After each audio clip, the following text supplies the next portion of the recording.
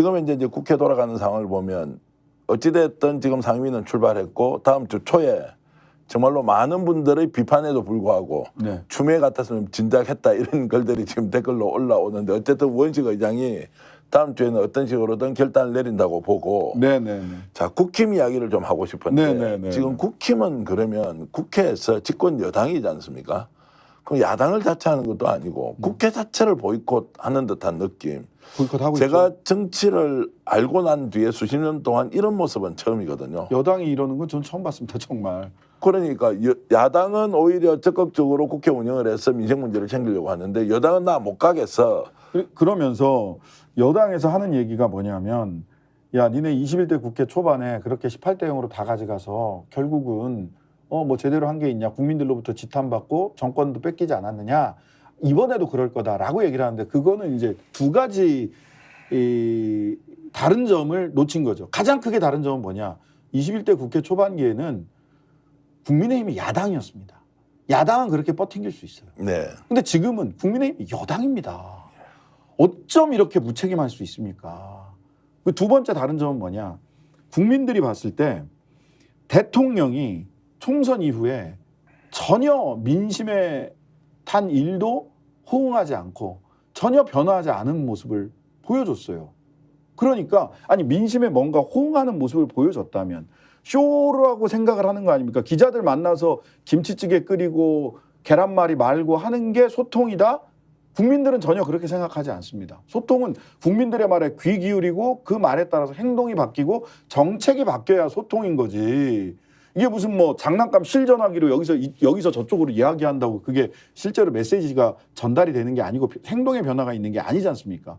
그런 가운데서는 아니 뭐 할 테면 하라는 건데 우리도 그러면은 우리 민심에 따라서 야당 의원들이 할 수 있는 데까지 최선을 다해서 권한을 다 가지고 한번 있는 대로 한번 국민들을 위해서 써봐라 라고 국민들이 오히려 양해하고 있습니다. 네. 역풍을 민주당이나 또는 야당들이 너무 세게 나가는 거 아니야? 하고 역풍을 많이 고민을 했잖아요. 예. 역풍을 고민할 게 아니라 국민의 영린을 건드려서는 안 된다. 그래서 말씀하신 게 이제 지금은 역풍이 아니라 순풍이다. 순풍입니다. 국회가 더욱더 적극적으로 준비된 대로 출발해야 한다 이렇게 이제 말씀하시지 예, 않습니까? 그렇습니다. 국힘은 다음 주에 복귀를 할 것이다 말 것이다 이렇게 좀 저는 뭐 단순하지만 현재의 태도로 봐서는 복귀 본인들 스스로 복귀의 발목을 스스로 잡고 있다. 이 족쇄를 어떻게 풀 거냐. 18대 0으로 갈 가능성이 단 1%라도 좀 더 많다 이렇게 저는 보시면. 더 많다고. 자 그렇게 출발을 이제 하거나 또는 뭐 7개의 상임위원장을 가져가더라도 국회 복귀하면 정치가 정상화되지는 않을 거 아닙니까? 어쨌든 네. 발목을 계속 잡을 것이고 용산과 개를 같이 하면서 지금 야당이 192석으로 밀어붙이는 여러 현안 추진에 대해서 발목을 다 잡을 것인데 저는 두 가지 국면이 있다고 봅니다. 하나는 만약 계속 복귀를 안 하잖아요. 또는 복귀를 한다고 하더라도 저희들이 지금 가장 법사위하고 과방위가 속도를 내는 것은 방송3법하고 최혜병 특검법 때문이지 않겠습니까? 네. 최혜병 특검법이 통과가 됐어요. 192 네. 표로 통과가 됐습니다. 된다고 생각을 하면 야칠당이 그 부분에 대해서는 이견이 없으니까 네. 방송3법에 대해서도 야칠당이 이견이 없어요. 네. 예, 야칠당 전체로 해서 192석으로 192표로 통과가 될 겁니다. 물론 반란표가 나올 가능성도 있지만 그러면 또 거부권 행사를 하겠죠. 예, 보름 만에 그럼 돌아와요. 예. 그러면 국민의힘이 생각을 해보세요. 그러면 이거는 재의결을 막기 위해서 무조건 본회의로 와야 돼요. 네. 왜냐하면 재석의 3분의 2이기 때문에 본인들이 안 들어오면 재의결이 됩니다. 그냥. 모수가 줄어드는. 예, 모수가 줄어들기 때문에 재의결이 되거든요. 예. 그러면 딸딸 긁어서 들어와야 돼요. 108석이 다 들어와서 다 반대해야 됩니다. 예. 그러지 않으면 재의결이 돼요. 근데 그거를 최혜병 특검법 했는데 그렇게 또 그 재의결을 막기 위해서만 국회에 들어간다. 또 방송3법 했는데 또 그 재의결을 거부권 행사하고 재의결을 막기 위해서만 들어간다.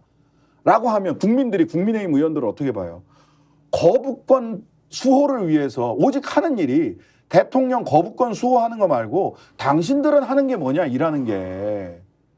그래서 왜 이러죠 국민의힘은? 국회의원이고 헌법기관이라 그러고 집권 여당이면 대통령하고 뭐 손을 잡고 가는 것은 이해를 하지만 말 그대로 국회잖아요. 네. 행정부를 견제하고. 네.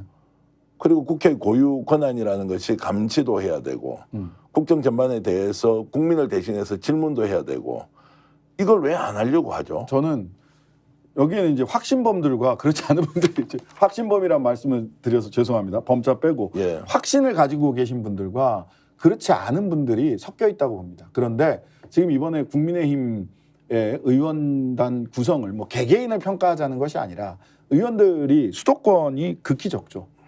극히 적고 영남 보수 그리고 거기에 그 공천에서 당선된 뭐 주진우 의원이나 이런 분들은 윤석열 대통령과의 관계가 특수관계 아닙니까? 특수관계인데다가 신원식 국방부 장관부터 시작을 해서 국가인권위에 와 있는 분들 뭐 이런 분들을 보면 사실 어떻게 보면 극우 유튜버들이 정부의 주요 지휘 직책을 맡고 있는 형국이고 그와 생각의 궤를 같이 하는 분들이 국민의힘에 너무 많습니다 이번에. 그러다 보니까 그런 신념을 그렇지 우리가 여기서 밀리면 죽어. 그리고 저것들은 다 민주노총 좌파 빨갱이 뭐 중국과 통하고 있는 사람들이고 막 중국 공산당과 통하고 있는 사람들이고라고 하는 극우 유튜버식의 세계관을 가진 분들이 많아졌다라는 거예요. 그 많아졌다는 것은 그만큼 이제 협치가 어려워지는 것인데. 예, 그렇습니다. 지금 이제 그 제이윤희님께서 질문을 이렇게 주셨습니다. 미적거리고 협치 타령하면은 오히려 역풍이 온다. 누구에게 범야권에게 예. 이제 이런 부분 때문에 더욱더 속도를 내라고 네. 계속 요구를 할 가능성이 높다. 네. 왜냐하면 전체 4년을 놓고 봤을 때 지금 이렇게 속도를 내면서 저는 이게 어찌 보면 국민들이 또 그리고 야권이 대통령에게 올 하반기까지가 마지막 기회를 주는 시간일 수도 있다. 네. 저는 대통령이 그 부분을 정확하게 인식하셔야 된다고 생각을 해요. 인식을 하겠습니까? 하고 있으면 네. 이렇게 할까요? 아니면 강제로라도 인식이 될 수밖에 없는 상황이 올 거라고 보는데요. 그리고 결과적으로 저는 보수로부터 버림받을 가능성이 점점점 늘어나고 있다. 마일리지가 너무 쌓인다. 자, 그렇게 이제 얘기하시는 분들도 상당히 있고, 예. 그리고 보수 쪽에서도 예. 이제 올드라이트 쪽에서는 아예 한동훈은 완전 배제했고 좀 있다가 윤석열 퇴진운동도 직접 나서겠다고 하는 말씀을 하는 분이 있던데, 이제 그 부분은 지금 현재 소속해 있는 정당이나 진영 쪽이 아니라 네. 제가 궁금한 것은 이제 민주당, 조국혁신당, 범야권 진영이 네.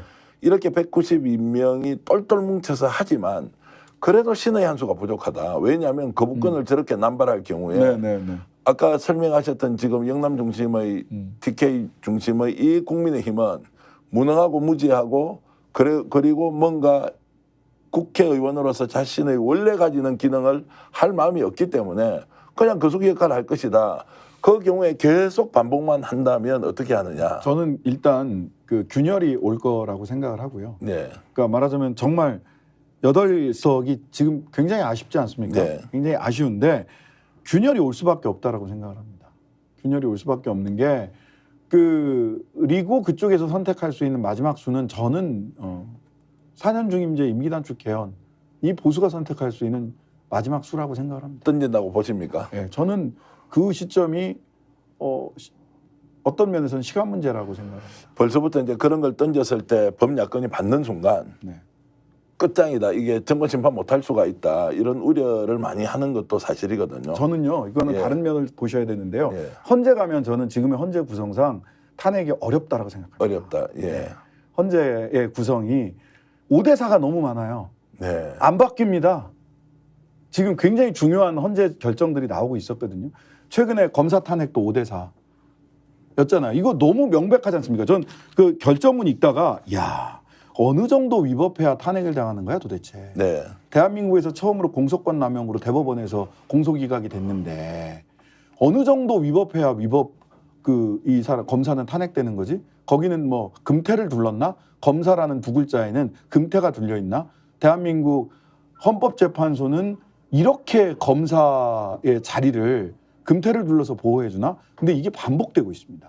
그 말은 이제 지금 세간에 나오는 이야기가 헌법재판소가 하니까 같은 편끼리 기득권을 인정해주고 오히려 국민이 원하는 방향으로 통제를 하고 뭔가 견제를 해야 되는 기능을 사실상 무력화시키고 있다. 네. 근데 그렇기 때문에 저는 두 가지 길을 같이 봐야 된다. 두 가지 길을 카드 두 장을 다 들고 있어야 된다는 겁니다. 하나는 물론 왜냐하면 헌법재판소는 정치적 사법기관이라고 이야기를 해요. 사실 박근혜 전 대통령이 탄핵될 때 보수 쪽에서는 8대 0으로 기각될 거라고 생각을 하지 않았습니까? 네. 8대 0으로 인용이 됐잖아요. 근데 그 힘은 그때는 그러면은 헌법재판관들이 전부 다 진보적이어서 그랬나? 물론 진보적인 분들이 숫자가 지금보다 많았어요.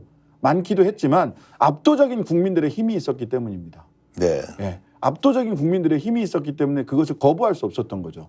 예. 그렇다면 하나의 길은 탄핵의 길로 탄핵을 그쪽에서 하야하지 않는 한 헌법재판소를 거칠 수밖에 없지 않습니까? 네. 그러면 탄핵을 위해서 가장 선두에서 야당 의원들을 비롯해서 싸워가면서 국민들의 여론을 끌어내는 것이 하나의 길이라면 이 길이 안 됐을 경우, 이 길이 순탄치 않을 경우를 가정을 해서 임기 단축 개헌이라고 하는 두 개의 카드를 다 들고 두 개를 언제든지 사용할 수 있도록 손에 쥐고 있어야 된다고 저는 생각을 합니다. 스픽스는 말하는 언론입니다. 대세는 유튜브, 그중에서 스픽스. 좋아요, 댓글, 구독, 알림 설정. 여러분이 저희를 사랑해 주시고 우리가 여러분을 사랑하는 4가지 방법입니다.